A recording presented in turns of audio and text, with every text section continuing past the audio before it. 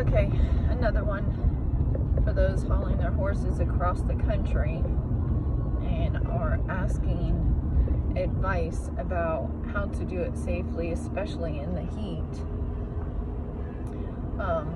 For those that are moving, I guess, across the country during the summer or whatnot, or even just a couple states away. I hauled professionally for a couple of years for myself, and I'm going to give you some tips on how to do it safely as to what I did and while I was doing it during the summer. That will more than likely help you, and how my clients were happy with how their horses looked when their horses got off of the trailer. And these were some multi-million-dollar horses that went usually clear across the country in the dead of summer. First of all, do not put shipping boots on your horses. All that's going to do is cause fluids to pool on your horses. That is the worst thing that could possibly happen. So don't do that. Second, definitely put shavings in your trailer. A lot of people say, don't do it, don't do it, don't do it. Yes, do it, and put plenty of shavings. My suggestion would be to put the finest shavings in the trailer that you could possibly find. That's going to absorb most of the urine and most of the feces, especially most of the horses are going to be nervous traveling, especially those long distances. Third thing you want to do is buy tubes of electrolytes. And tube the horse with electrolytes on the trip. That is like the most important thing you could possibly do for your horse, because they're not going to want to drink while they're traveling, and they're going to get dehydrated. That is the most important possible thing you can do, big time. The next thing you want to do is hang. And most people are gonna say, no.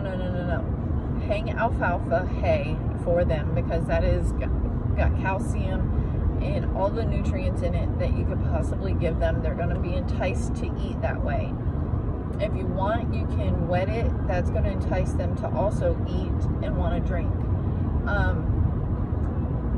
Offer and put a bucket of water. Get the big 5-gallon buckets or 8-gallon buckets, the big buckets, and hang that in there. Don't fill it up. At least put it halfway full or a quarter of the way full, but make sure there's water in it.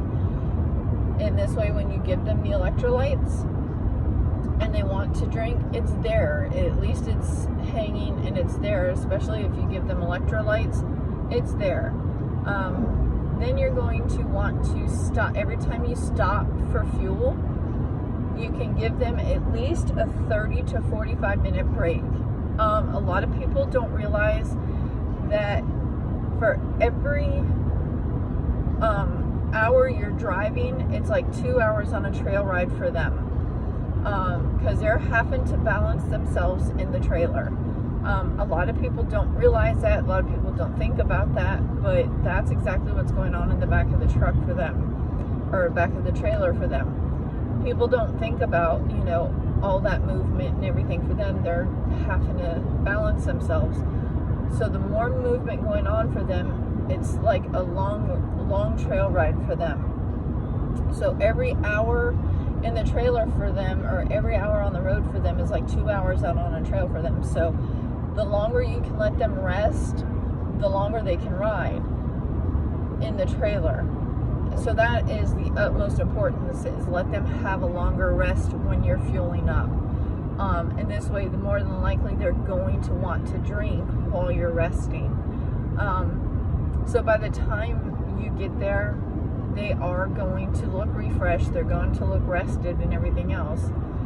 Second, look at horsemotels.com or horsehotels.com. This way, if it is a long ride, you will be able to stop at places and stay overnight. A lot of times they have hookup locations and hookups for a trailer with living quarter hookups, and it generally doesn't cost very much. It's usually somewhere between $25 and $40 a night for the living quarter hookups, and then it's like $25 to $40 a night per horse, which is generally, when you stop and think about it, a lot cheaper than a hotel.